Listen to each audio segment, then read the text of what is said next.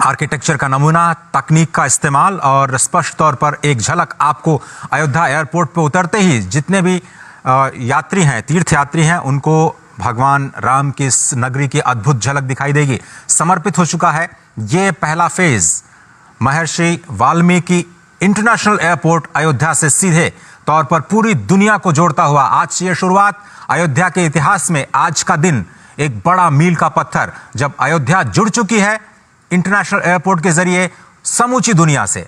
आज तो केवल शुरुआत है, पहले फेज की शुरुआत है। अश्विनी मिश्र हमारे साथ जुड़ चुके हैं।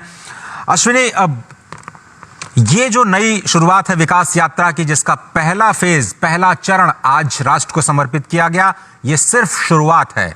इसका विस्तार अनंत है और शायद एक नई विकास यात्रा पर भारत को, भारत की आध्यात्मिक चेतना को ये पूरी दुनिया तक लेकर के जाएगा। निश्चित तौर से अजय, हम यहाँ जरूर कहेंगे कि गोस्वामी तुलसीदास जी ने कहा था कि चलत विमान कोलाहल होए। ये केवल लोगों की संकल्पना में, लोगों की कल्पना में था, वो कल्पना साकार होने की स्थिति है। अब श्री राष्ट्रीय हवाई अड्डे के द्वारा हम जोड़ है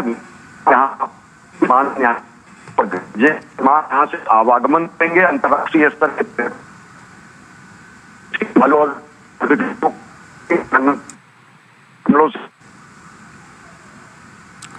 अश्विनी, आपकी आवाज मिलने में अगर ऐसा कहा जाए तो गलत नहीं होगा। पंचतत्व की पूरी अवधारणा इस पूरे टर्मिनल पर आपको दिखाई देती है। अगर शैली की बात करें तो उत्तर भारत की अद्भुत नागर शैली में मंदिर की संरचना में इस एयरपोर्ट का निर्माण किया गया है। एयरपोर्ट के सामने ही पहुंचते ही आपको विशाल तीर धनुष का एक म्यूरल दिखाई देगा, जो पराक्रम का प्रतीक, कर्म का प्रतीक। रघुवंश की परंपरा में, सूर्यवंश की परंपरा में सभी लोग पराक्रमी रहे, सभी लोग कर्म पे विश्वास करते रहे। त्याग और तपस्या जिनके जीवन का हिस्सा था, धनुष बाण उसी पराक्रम का प्रतीक, और उसको एक म्यूरल के रूप में महर्षि वाल्मीकि इंटरनेशनल हवाई अड्डे के ठीक सामने आप सभी के स्वागत के लिए ये म्यूरल। और नागर शैली में जो पंचतत्व की दैविक पट्टिका है, खंडिका पट्टिका है, द्वारपाल पट्टिका है, कमल दल पट्टिका है, ये पट्टिकाएं आपको भारत के अतीत में ले जाती हुई दिखाई देंगी। अश्विनी हमारे साथ जुड़े हुए हैं। अश्विनी, हम बात कर रहे थे कि ये सिर्फ अवसंरचना नहीं है, बुनियादी ढांचा नहीं है, ये विकास और विरासत को एक साथ साधने की नई कोशिश है। तौर से अजय अगर देखें तो मैं कह रहा था कि गोस्वामी तुलसीदास जी ने रामचरितमानस में लिखा था कि जब पुष्पक विमान से भगवान श्री राम अयोध्या की तरफ प्रस्थान किए और कहा गया कि चलत विमान कोलाहल होई, वो कल्पना आज फलीभूत हुई है, साकार हुई है। विमानतल का अंतर्राष्ट्रीय हवाई अड्डे का लोकार्पण किया गया है प्रधानमंत्री नरेंद्र मोदी के करकमलों से। अयोध्या धाम आज अंतर्राष्ट्रीय मानचित्र पर, विमानन के मानचित्र पर अंकित हो चुका है, जो कि अयोध्या की गरिमा में एक कहीं ना कहीं अयोध्या के किरीट में एक मणिक समान है, एक मुकुट में कहीं ना कहीं एक रत्न के समान है। और ये अंतर्राष्ट्रीय स्तर के पर्यटकों को, देश भर के श्रद्धालुओं को, सनातन धर्मावलंबियों को एक सुगम आवागमन का साधन तो होगा ही। लेकिन हम एक बात जरूर कहेंगे, कहीं ना कहीं अंग्रेजों के जमाने में छोटी सी हवाई पट्टी बनाई गई थी, जो कि निष्प्रयोज्य हो गई थी, और जहां पर गाय भैंस चरने के अलावा केवल बच्चे खेला कूदा करते थे, गुल्ली डंडा खेलते थे, या फिर कुछ सिरफिरे लोग मोटरसाइकिल से रेस किया करते थे। वो दौर गया, और यहीं जहां पर यह हवाई अड्डा है, यहीं से बगल बीकापुर में एक गांव में एक स्थान माना जाता है पौराणिक मान्यताओं के अनुसार कि पुष्पक विमान वहीं पर उतरा था। यानी कि जो हमारे त्रेता युग के बाद आज कलयुग में वह दिन आया है जब यहाँ पर विमान के आवागमन की सुविधा सभी लोगों को, नागरिक उड्डयन के लिहाज से अगर देखें तो यहाँ पर लोगों को हासिल हो रही है। आमजन सुलभ तरीके से यहाँ से जुड़ सकेंगे, और ये केवल एक हवाई अड्डा ही नहीं है। अगर देखें अजय तो पूरे पूर्वांचल के लिए, और साथ ही साथ गोरखपुर में हवाई अड्डा है, लेकिन समूचे पूर्वांचल से अगर देखें तो बहुत बड़ी संख्या में लोग यहाँ से विदेश जाते हैं, और खासकर खाड़ी देशों में जाते हैं। एक बार कभी लखनऊ से जब शारजाह की फ्लाइट शुरू हुई थी, इस क्षेत्र के लोगों में ऐसा उत्साह मचा था कि बहुत बड़ा काम हुआ। लेकिन अब जब अंतर्राष्ट्रीय हवाई अड्डा अयोध्या में ही होगा, 100-150 किलोमीटर की परिधि में होगा, तो कितनी बड़ी संख्या में लोग देश विदेश जाकर अपने जीविकोपार्जन के लिए और साथ ही साथ अन्य चीजों से जुड़ने के लिए आ सकेंगे। अयोध्या धाम के गौरव की पुनर्स्थापना में ये मददगार तो है ही, ये कहीं ना कहीं एक किरीट में कहीं ना कहीं शोभायमान तो है ही, लेकिन ये रोजगार के लिहाज से, स्वरोजगार के लिहाज से, आवागमन के लिहाज से, पूर्वांचल के क्षेत्र के विकास के लिहाज से ये बेहद मील का पत्थर साबित होगा तब जबकि लोग यहाँ पर जा सकेंगे। और सबसे बड़ी बात जो आपने कही कि इसका नागर शैली में किया गया जो अद्भुत वास्तु विन्यास है वो ये बताता है कि किस तरीके से भगवान श्री राम से जुड़े प्रतीकों को लोग यहाँ पर पहुंचकर हृदयांगम कर सकेंगे, आत्मसात कर सकेंगे, देख सकेंगे, परिचित हो सकेंगे। बहुत सारे लोग जो कि कहानियों में, कथाओं में भगवान श्री राम के अलग अलग रूपों को देखते थे, दरों दीवार यहाँ की अगर अयोध्या का कण-कण भगवान श्री राम को अभिव्यंजित करेगा तो इस नए विमानतल श्री अंतर्राष्ट्रीय हवाई अड्डे, वाल्मीकि अंतर्राष्ट्रीय हवाई अड्डे का विमानतल भगवान श्री राम से जुड़े हुए कथानकों के एक एक प्रसंगों को कहीं ना कहीं चित्रित kरेगा। तो निश्चित तौर से भगवान श्री राम के चाहे वो प्रसंग, चाहे वो शबरी से जुड़े प्रसंग हो, चाहे भगवान वाल्मीकि महान संत शिरोमणि वाल्मीकि द्वारा रामायण की रचना की हो, और सबसे बड़ी बात तो ये कि कार्यांजलि है ऐसे महापुरुषों को जो कहीं ना कहीं नेपथ्य में डाल दिए गए थे।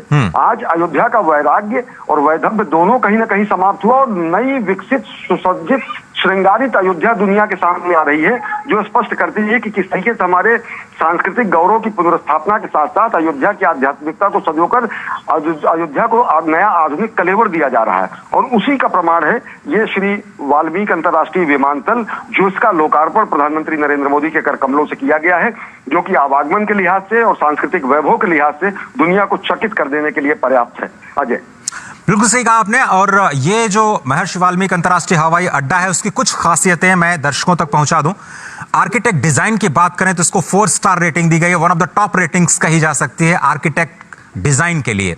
ये पूरी की पूरी बिल्डिंग कार्बन न्यूट्रल है, यानी यहां पर जो तकनीक का इस्तेमाल किया गया है, प्रदूषण बिल्कुल जीरो के बराबर, जो लगातार जीरो वेस्ट की बात करते रहे हैं प्रधानमंत्री नरेंद्र मोदी, इस पूरी डिजाइन में, इस पूरे निर्माण में कार्बन न्यूट्रल रहने की कोशिश की गई, यानी प्रदूषण इससे पूरे निर्माण कार्य से बिल्कुल नहीं हुआ।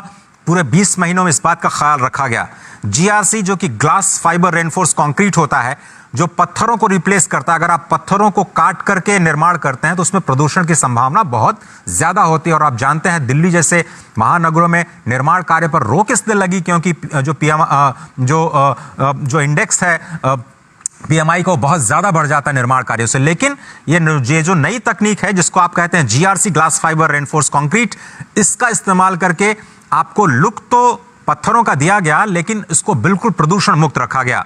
इसको साथ ही साथ पूरी बिल्डिंग को ग्रीन बिल्डिंग के तौर पर विकसित किया गया। और फर्स्ट फेज जिस तरह से हम कह रहे हैं कि सेकंड फेज में इसको 10 गुना बढ़ाया जाएगा। कुछ तस्वीरें आप देख रहे हैं जिसका जिक्र अश्विनी जी ने भी किया कि संपूर्ण रामायण को यहां पर म्यूरल्स के जरिए दिखाने की जो कोशिश है, इसके साथ साथ मधुबनी पेंटिंग के जरिए ये जो सारी की सारी सांस्कृतिक विरासत है हमारी, पूरी दुनिया तक लोगों को पहुंचाने की, और एक नए कलेवर में जो ये बन करके तैयार हुआ है जिसमें राम दरबार 3 फ्लोर पर बनाया गया है।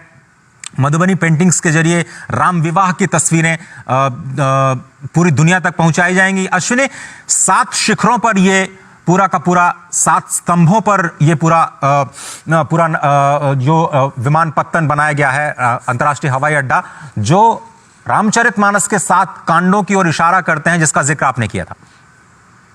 निश्चित तौर से, और अगर देखें तो एक धनुष के आकार की प्रतिकृति जो कि हमारे पुरुषार्थ का प्रतीक है, जो कि बताती है परित्राणाय साधुनाम विनाशाय च दुष्कृताम, या फिर जिसी को कहा जाता है कि परहेज सरस धर्म नहीं भाई, पर पीड़ा सम नहीं अधिमाई, जो कि हमारे समत्व का, हमारे ममत्व का, हमारे संस्कृति का पूरे दुनिया को बोध कराती है। भारत भारतीयता के सनातन धर्म के अनेक प्रसंगों को, अनेक प्रतीकों को, रामायण से जुड़े अनेक ऐसे प्रसंगों को यहाँ पर चित्रित किया गया है जो कि हमारी राष्ट्रीय वैभव के साथ साथ हमारी सांस्कृतिक वैभव को भी दुनिया के सामने पहुंचेंगे। चाहे वो धनुष यज्ञ में भगवान श्री राम के पहुंचकर धनुष को तोड़ने की बात हो, चाहे वो स्वयं पुष्पक विमान से समूचे रामादल को लेकर अयोध्या आगमन की बात हो, चाहे वो शबरी के जूठे बेर खाकर उनके आश्रम में पहुंचने की बात हो, चाहे वो भगवान विश्वेश्वर का रामेश्वर में जाकर पूजन करने की बात हो। ऐसे अनेक प्रसंग हैं जो कि भारत भारतीयता के प्रतीकों के साथ साथ हमारी संस्कृति के वैभव को स्थापित करते हैं, हमारे मनीषियों की सोच को स्थापित करते हैं, और साथ ही साथ हमारे मनीषियों के साथ साथ